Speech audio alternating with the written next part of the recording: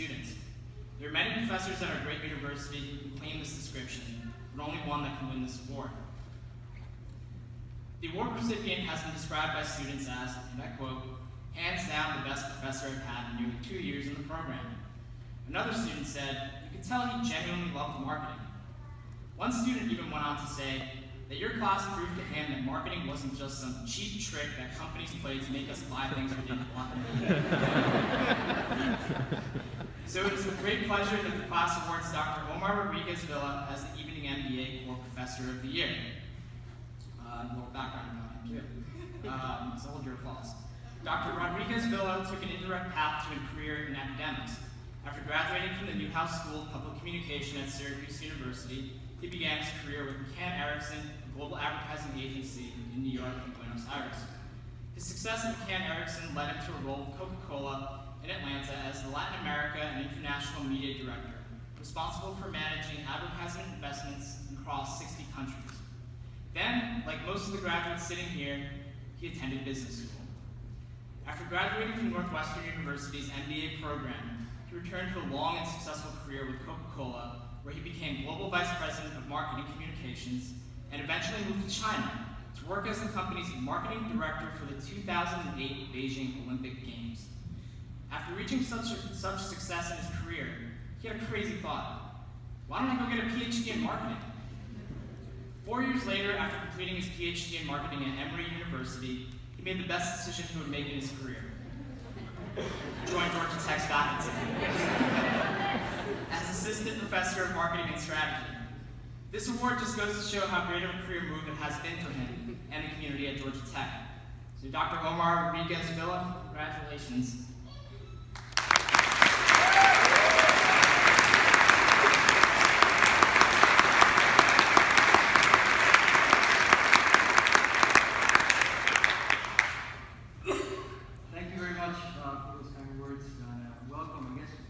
We're celebrating many things today, one of which is you get to hear me talk without PowerPoint slides. Quite a remarkable achievement for me. Well, seriously, thank you all for being here. It's a very important day for all of you and for your families.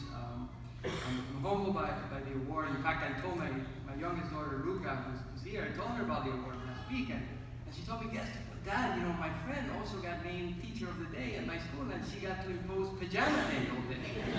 What would you get to impose? Great school awards are more powerful. So, jokes aside, I think today we're really celebrating a remarkable achievement on your end. And before you get too excited, you know by now that it's a shared achievement, right? The MBA, a number of other graduate degrees require the support of the whole of your tribe.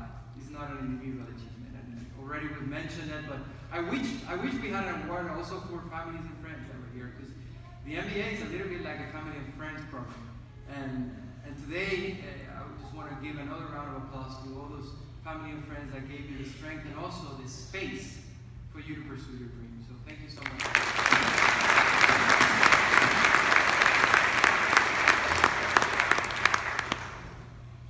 A number of things that we're celebrating today. First, for those in the evening program, the return of Monday Night Football. You know, probably put it on hold for 3 or 4 years. Real dinners, right? Weekdays, and for all of you, I'm sure the return of the Sunday afternoons, not having to have group work. But more seriously, your hard work also means that you have reached the frontiers of business knowledge. That's really what it means to get an MBA from the Scheller College of Business, right? The understanding that you have today is at the edge of both the most recent knowledge as well as the most fundamental knowledge of business. And that is a remarkable achievement. But that's not the one I want to highlight. I want to talk about something else we accomplished today. And I want you to think back about the first day the idea of getting an MBA entered into your mind. I don't know how, maybe you heard it in a conversation, or maybe you watched it in a movie and you were inspired by somebody that got it, or maybe a friend of yours that gone through it. Just think about that moment. You know, an idea got planted in your mind. A seed was planted. Over time, started to grow, turn from an idea into a goal, and today you're making that goal into a reality. So what you're really demonstrating today is your capacity to improve yourself. The power of your dreams. And the fact that you, through your own efforts and the support of your tribe, you can make them a reality. And that is something truly important to celebrate. And it is one thing I don't want you to forget. I'm okay if you forget some of the 4 P's of marketing, right? I mean, that's why there are 4, right? So you can forget 1 or 2. I just don't want you to forget the fact that the road from dream to reality is still available for you all the way to the end. That you're always a work in progress. That you're not done. And never lose the curiosity and the tenacity that got you to accomplish this goal today. Because this is just one of many more that you'll be able to achieve. So congratulations for that. The second thing I want to highlight is as you reach the frontiers of knowledge, you're also going to be put in uncomfortable situations. See, now you're going to start bumping against the limits of your own abilities. Now you're going to go back to your jobs and you're going to get new responsibilities. Hey, you just got an MBA, promote, get a new job, do new things, calculate that ROI. And you're going to start finding, you're going to start hearing 2 of the most prevalent voices to humankind. And those are known as fear and self-doubt. And they exist in all of us. Right? Sometimes they go louder and they do a full concert. Sometimes they do quietly in the back of our minds. They're always there. But by your accomplishment of today, you demonstrate the fact that they're not really that powerful. A couple of weeks ago, I was walking my dog and listening to an interview by Terry Gross from Fresh Air. She was interviewing Tom Hanks. And she asked Tom Hanks this question, she's like, why do you always play these roles of these brave men? Like, for instance, Saving Private Ryan or Apollo 13 or Captain Phillips, all these strong characters, men with nerves of steel. And Tom Hanks reflected and said, to me, they're really not men with nerves of steel. The thing that attracted me to all those characters is that they are fighting the terror that is inside of them. That the artistic creative process is based on your ability to fight down those doubts of yourself and move on and go on and pursue your dreams. And he goes on to say, no matter how many awards I've won, in the back of my mind, I still have the fear that someday, somehow, people will realize that I'm a fake. This is Tom Hanks, one of the most celebrated actors of our time. He still carries that voice of self-doubt and fear in his mind. So that tells us it's not unique. We all have it. The question is, what are we going to do with it? Because if you don't recognize it and stop it, it will stop you. It will hold you back from reaching your full potential. So here's the last thought I want to offer. And I think one of the antidotes fighting against that is to really connect and keep alive that sense of meaning and purpose in your life. Whatever it is, and something very personal, maybe only you need to know. But make sure that what you do in life is connected to something that's really valuable to you. And I'll tell you a personal story to make that point more clear. I'm from San Juan, Puerto Rico, which I always tell my students makes the fact that I'm a marketing professor much better than if I was a finance professor, right? Given the current conditions of my island. But my dad had a tough upbringing. He lost his dad, my grandfather, when he was 14, and he had to work his way through high school and college, of course, and he had to work to pay the bills. And as he developed, he became a skilled artist, and he had a dream of becoming an architect.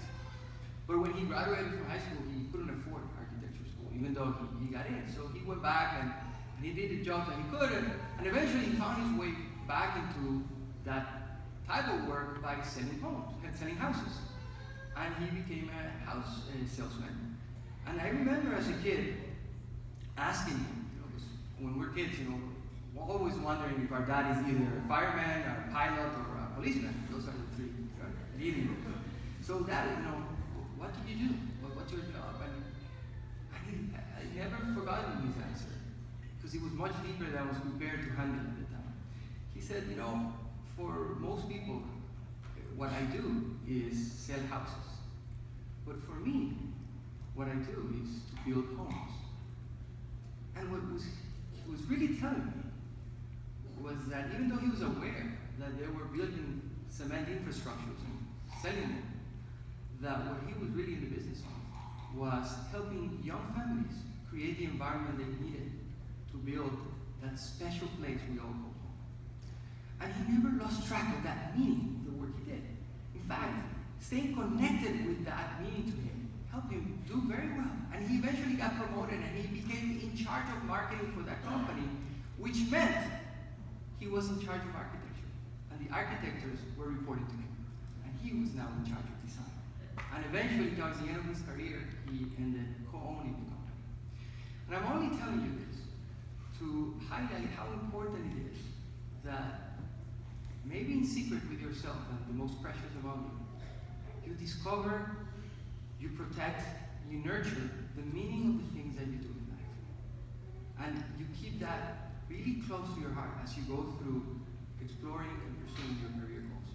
That will keep the voice of self-doubt quiet down, it will turn them into an ally, and it will help you continue to do what you so effectively do today, demonstrating that you have a tremendous capacity of continuing to improve yourself and becoming a better person. Thank you so much, and congratulations to the class.